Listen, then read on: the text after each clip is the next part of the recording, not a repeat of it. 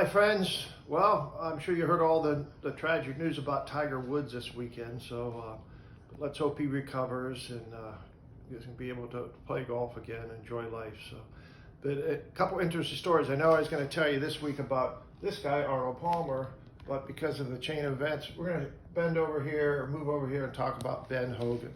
So 2 years ago, before Tiger won at the Masters, they asked him before he teed off, he said, well, if you win the Masters, will this be the greatest comeback in the history of golf? And Tiger thought, he says, no. He goes, the greatest comeback in the history of sports is Ben Hogan and what happened to him. So it was February 2nd, 1949, Groundhog Day, and Ben Hogan was the greatest golfer in the world at the time. He was a 1948 Player of the Year. He'd won the Masters and the U.S. Open. He'd won like 11 times since World War II. He served in World War II, he came back. So in 4 years, 11 wins, which is pretty amazing. So it was Groundhog Day. He just lost a playoff to Jimmy DeMeritt in Phoenix, and he was driving back home to Fort Worth, Texas.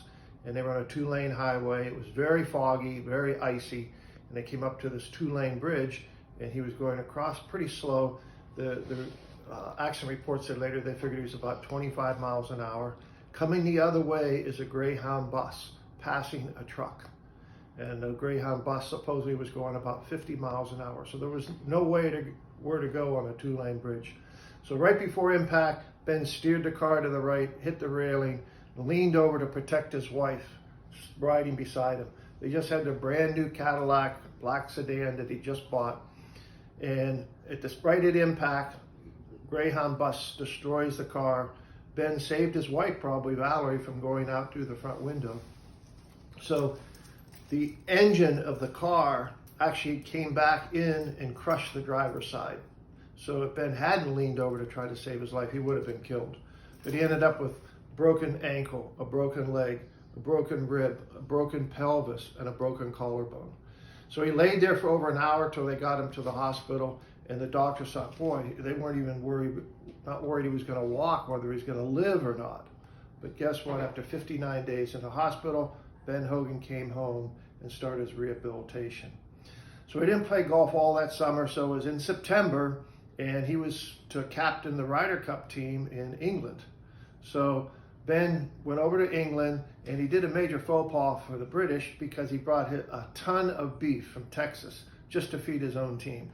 So he brought bacon, ham, steaks, and everybody got kind of except the players. And guess what? 2 of those players were Byron Nelson and Sam Snead on that winning team in the Ryder Cup that year. So goes on that year in 1950 in the spring. Then Sam Snead is playing against Ben Hogan in the LA Open, which is exactly where Tiger was injured last week. So Snead goes out the final day, shoots 66, is leading the tournament. Sam Snead comes in and birdies the last 4 holes to tie him. So Hogan was all worried because he was so weak. He'd played his first big tournament 4 days in a row, walking 18 holes. We're going to have an 18-hole playoff. In those days, everything was an 18-hole playoff, no sudden deaths like they have today. So luckily for Ben, it rained all Sunday night, all Monday, all Tuesday. The course was unplayable.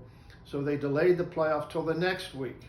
So Sam came back and Ben Hogan came back, and Snead beat him 74 to I think 78 in the playoff. But after that, Ben went on to win 11 more championships, including 2 Masters, 2 U.S. Opens, and 1 British Open. So quite an amazing comeback, one of the great comebacks in sports.